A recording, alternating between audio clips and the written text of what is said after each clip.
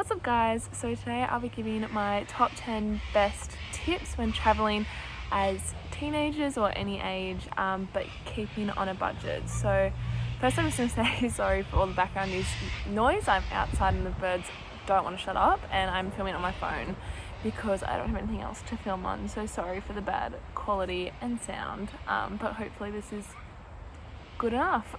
Anyway, I know there are lots of people around my age that want to go traveling and do like van life or just travel in general. I'm 18, turning 19 in a few months. I don't know, a lot of people think it's just going to cost so much money and it's impossible, but I'm here to tell you it's not. So my boyfriend Ethan and I just came back from a 2-month-long road trip around New South Wales. It was honestly like the best months of my life, and I could not recommend traveling more. We finished high school in 2020 and we took a gap year the next year, so in 2021.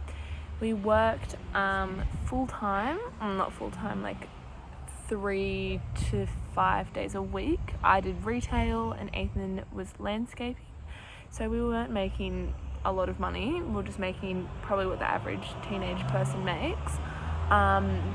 But we saved a bit. So after about, sorry, I'm just reading something that I wrote behind us. It was 9 months, sorry. We saved $5,000 for the two of us to travel around. So we had estimated about $5,000-6,000 for the whole trip. We did splurge because we wanted to treat it like a holiday. But if you are going for a longer period of time, like 4 or 5 months, you could do it with $6,000. Our original plan was to travel around the whole lap of Australia, but due to COVID, the borders shut, so we couldn't. So we had settled for just Western Australia, and then we couldn't go to Western Australia, so we were going to do about 4 months, and then we were in lockdown, so we could only do 2 months because we wanted to be home for Christmas. But we went at the start of November, came back a bit before Christmas, so yeah, just around 2 months. So Ethan bought the troopy. I'm not going to say how much it was, but it was a lot. But that was from lots and lots of years of saving. So if you want to buy a van, even vans that are pre-built aren't too that's my dog, sorry. Aren't too expensive. If you just look on Facebook Marketplace, Gumtree, look around your streets if anyone's selling, they're not that bad, so you can save quite a bit of money by having a pre-built one.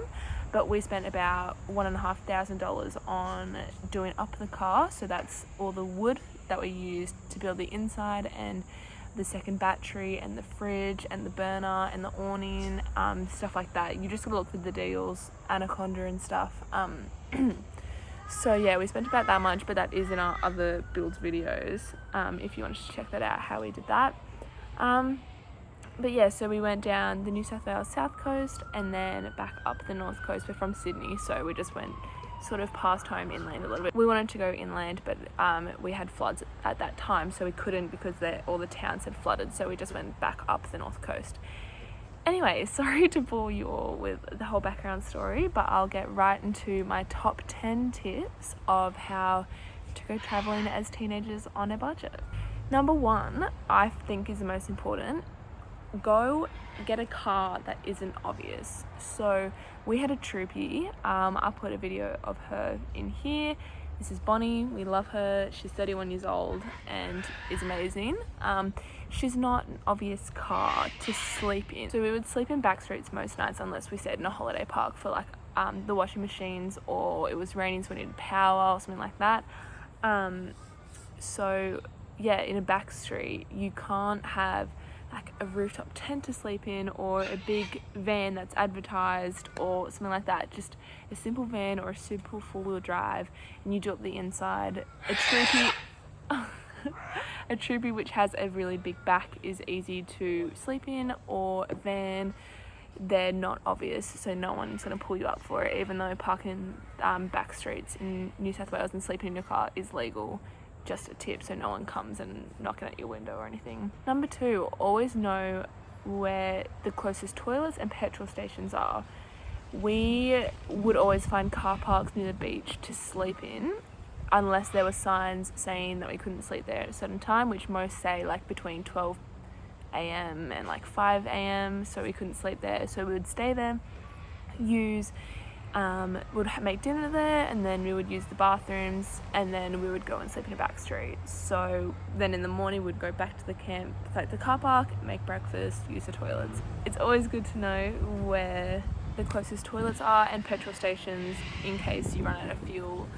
You're not too far away, especially staying on the coast, you're never too far from anything, which is really good. Number 3, get your dishes from Kmart or op shops. Op shops honestly have such good like plates and bowls and cutlery, so cheap, hardly been used, and it's good for the environment because you're reusing old people's things. As gross as that sounds, just put it through the dishwasher and it's fine. But if you need more of a budget, Kmart always has everything. So like literally everything is $1 or $2. So your peelers, graters, knives, things like that you don't want to use secondhand, Kmart's your way to go. But we took most stuff from home, so see if you can use stuff that you already have first. 4, pick the right season to go. So we went in like just before peak season. So we went just before peak season and at the start of summer, so it wasn't too hot, wasn't too busy, which I highly recommend. Winter, also a bit too cold, so I wouldn't recommend going then. But yeah, that's just for New South Wales, but everywhere's different. So just research when's the best time to go. I know in like Queensland you get Irukandji season, so you just need to be careful for that too. Number 5, the most important thing is save before. This is obvious, but I just wanted to touch on it quickly. If it's something that's really important for you, sorry, my dog's here. Look, say hi. Say hi. Oh, okay. So if it's really important for you, something you really want to do, don't go on like a clothes shopping spree before. Don't go eating out every night before you leave. It's just going to make it so much harder when you're away. Save that money and go out and see new places and do more things that you can't do at home, and use that money to do that. Like we still went out and we saw our friends and stuff before we left, but we just wouldn't buy as many drinks as we would before. Wouldn't go on a shopping spree for clothes, we'd go on a shopping spree for things for the car. So yeah, that is something I recommend because every dollar counts and it will all save up in the future. Number 6, don't bring too many clothes. I brought a lot of clothes, didn't wear half of them. I brought for summer, I brought for winter, I brought for every season, which was good, I recommend, but don't bring too much. Bring 1 PJs, 1 trackies, swimmers, t-shirts, singlets, shorts, just things you usually wear, the most comfortable things. I literally lived in a big t-shirt and comfortable shorts, so if you don't have any of them, I recommend buying some. Number 7, come prepared with recipes and places you want to go. We definitely took the more spontaneous path. We didn't have a set route, which honestly was so much fun. It made it so much better.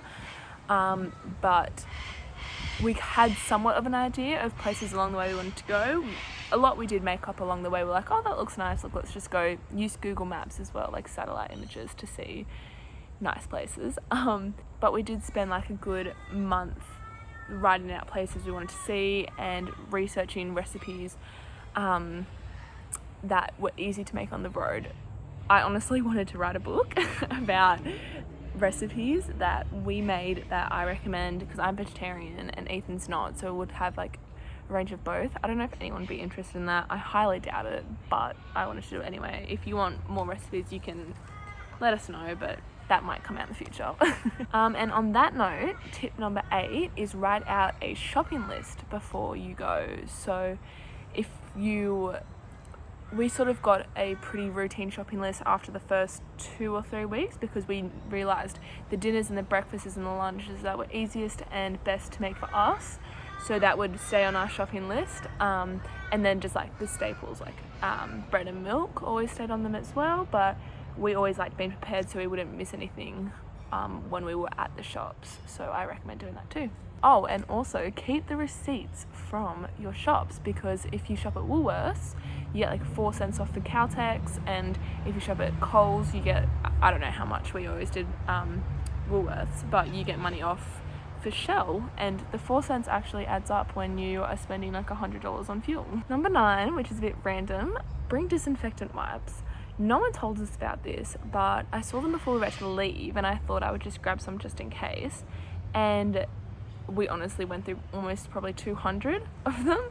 So when we were in the car and we wanted to have like a late night snack and we couldn't get out and wash our dishes, we would just use a disinfectant wipe, or if we had dirty feet, use disinfectant wipe. Anything was dirty on the table, use disinfectant wipe. Highly recommend. You can get bulk packs of them from Catch. You can get bulk packs of them from Catch. So yeah, they're not too expensive as well, so would benefit in getting some of them. Number 10, make sure you have access to savings in case the worst happens. No one wants to think about that, but we always had access to our personal savings or extra money from parents or something like that, just in case, you know, something happens to the car, something happens with you, hospital bills, car bills, towing bills, not cheap. So it is good to have a few extra hundred or even extra thousands just in case, so at least you're prepared and you're not paying extra from being in debt.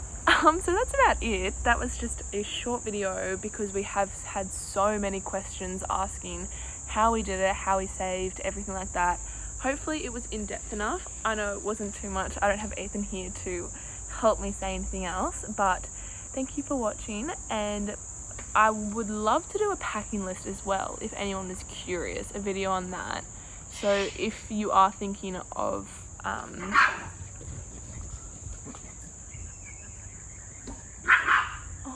because when we left, we tried to look for some packing lists online and stuff, and we found some good ones, but we found out so much stuff along the way that we needed to buy that we didn't pack before. So I think we have a pretty solid packing list. If anyone wants to know, leave a comment or message us, and hopefully we could get a video of that. But yeah, if you're looking to go on a trip for a week, a month, 6 months, hopefully this helped somehow. We will be going on a trip hopefully in the near future that's longer than 2 months, so we can give better tips and advice when that happens if you are looking to go for more than 2 months. But just another tip, I would recommend going on a short trip first, because we did find so many things that we need to fix and improve if we did go on a longer trip. So a shorter trip does show what you need to improve on. I think I just said that like 3 times. Anyway, but yes, it's so much fun. It's definitely worth every dollar you spend traveling in a car, traveling by plane, traveling in Airbnbs. Just seeing the world is so good. So I can't wait to see more of Australia, and make sure to follow our TikTok, Instagram, and subscribe, and let us know if there's anything else you want to see. We're more than happy to do whatever videos you like to see. I am going to do a video of like the whole route we took in New South Wales, if that's interesting to anyone. It is a whole coastal trip of the best places to go and best things to see. So hopefully that'll be out in the next few weeks, and there'll be some more coming out soon from weekend trips. Bonnie, our car, is actually in the repair shop at the moment because her fuel pump is broken, so we can't do anything at the moment, and we have uni coming up next week. But we have a few little fun weekend trips planned, so keep an eye out for that, and we will vlog it, or it'll be on our Instagram. Thanks so much for watching, guys. Have a good one. Bye.